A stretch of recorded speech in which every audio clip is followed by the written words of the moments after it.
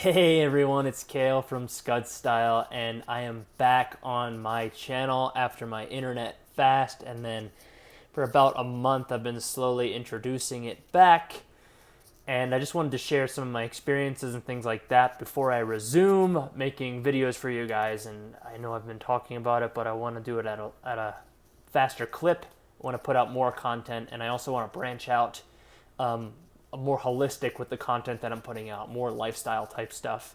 Been doing a lot of spirituality, self development, and all this will be aligned with that, but it will go a little bit more into maybe some things like the material side as well, practical stuff. But for now, I want to talk about the internet. What did I notice when I was doing that?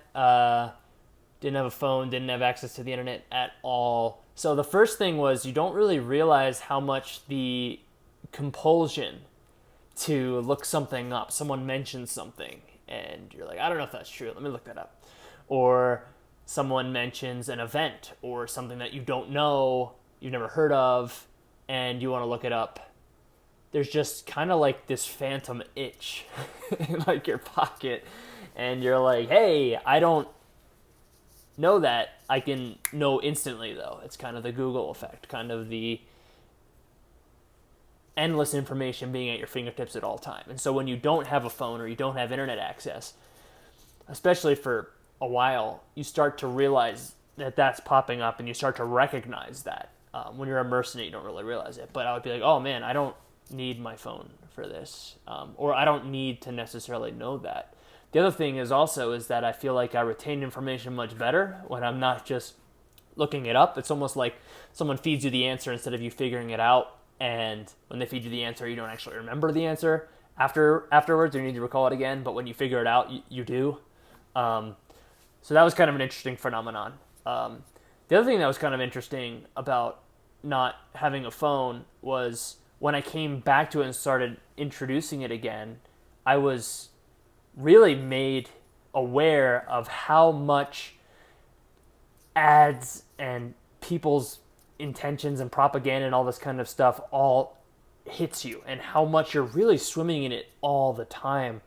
And how much it really affects the way that you think, how much it affects the way that, we might think all this exposure to stuff is harmless, but anything that is kind of pervading your consciousness, whether you're fully aware of it or not, or it's going on in the background, is affecting you in some kind of way. And so that was something that was very much apparent. And the last thing is all the idle time that normally people spend idling on their phone, whether it's YouTube videos or it's social media in general. That's one of the big killers, and I've done videos on this, but just scrolling through stuff, or even checking scores, just compulsively checking group messages or anything like that, and just kind of being away from the phone and being away from the internet in general, because I actually don't have a cell phone. I use Google Voice, so when I don't have internet, I don't have a cell phone. I don't have cell phone service. I can't receive text. I can't anything like that. And when you are completely unplugged from that stuff, what you learn is that you have all this extra time, and you talk about your brain rebalancing with other things, and this is like that to the max, right? You struggle with things like, oh, I'm bored. Oh, there's no, what am I going to entertain myself with? It's like you're stuck in a situation where you have to wait for 5 or 10 minutes, and you're like, like, what am I going to entertain myself with for 10 minutes? And it really encourages social interaction. If you're sitting in a restaurant and it's like, oh, it's going to be a 10-minute wait, and you're sitting there,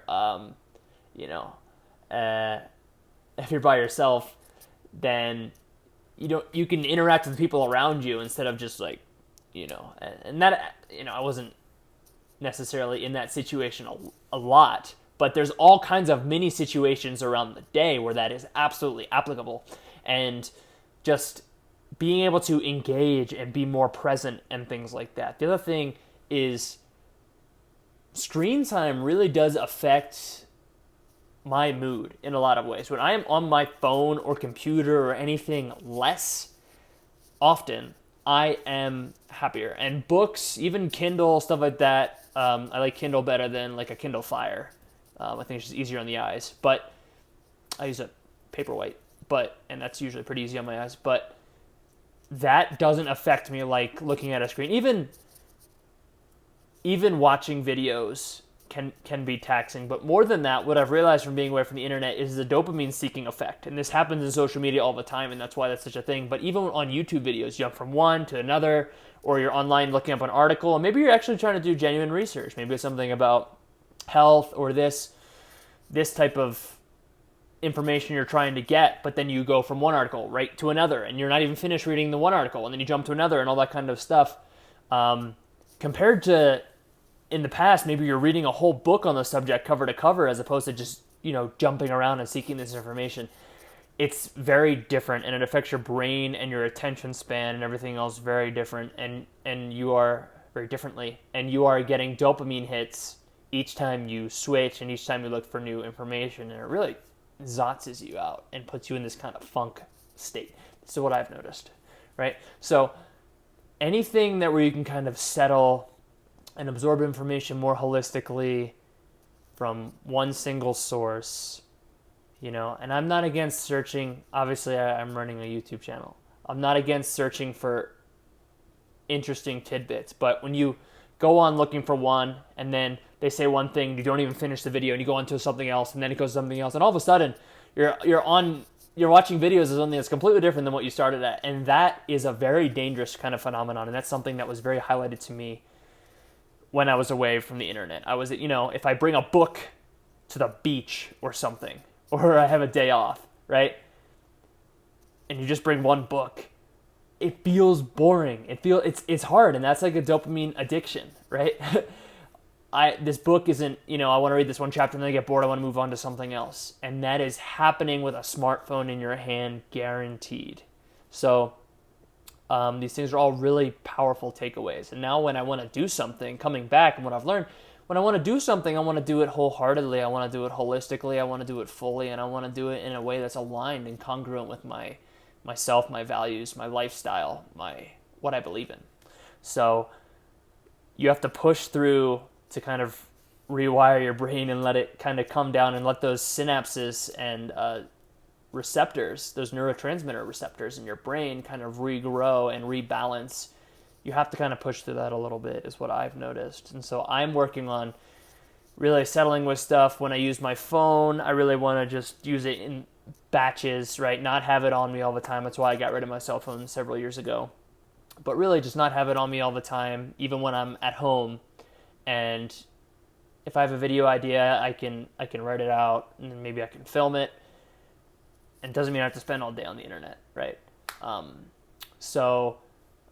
My quality of life seems to be better without it, but there is a period of time where it's really hard. It's really, you feel bored, and it's just you recovering from kind of that dopamine hit stuff. So these are all things that I've learned from not having technology for an extended period of time. I'm coming back into it now because, we do live in a technological world, but it doesn't mean we have to be owned by the technology. It doesn't mean it has to determine our happiness and our attention levels and things like that. So